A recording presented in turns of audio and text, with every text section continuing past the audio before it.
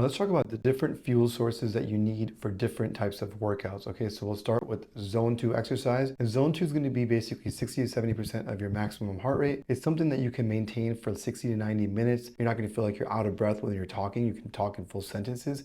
And so examples would be like brisk walking, going up a treadmill at an incline, something that you can sustain for over an hour.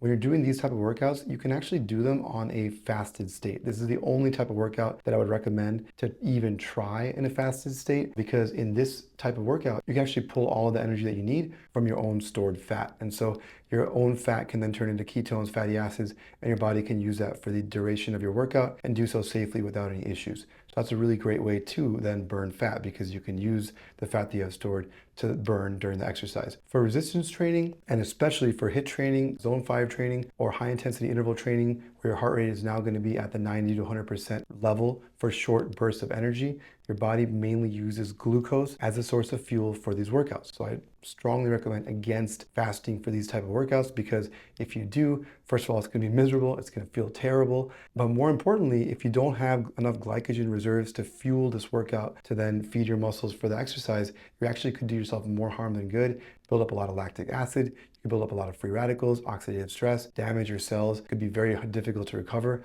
And even worse, you might even injure yourself. So for those type of exercises, for resistance training and zone 5 training, you definitely want to have a source of carbohydrates roughly 1 to 3 hours before the exercise. I love berries personally for myself, because berries are very high in antioxidants, flavonoids, polyphenols, and these are things that will then seek out oxidative stress, free radicals, and damage that happens during the strenuous exercise in your mitochondria. It'll seek those free radicals out and neutralize them, so that you're not going to have difficulty recovering. You're not going to have cellular damage from your exercise. So those are a couple of things to keep in mind when you're doing these different type of training regimens, that they do actually require different type of macros and different type of fuel sources for the different types of exercise. So keep that in mind next time you train, to make sure you're doing the right thing with what you have before your workout for the best output and best outcome going forward.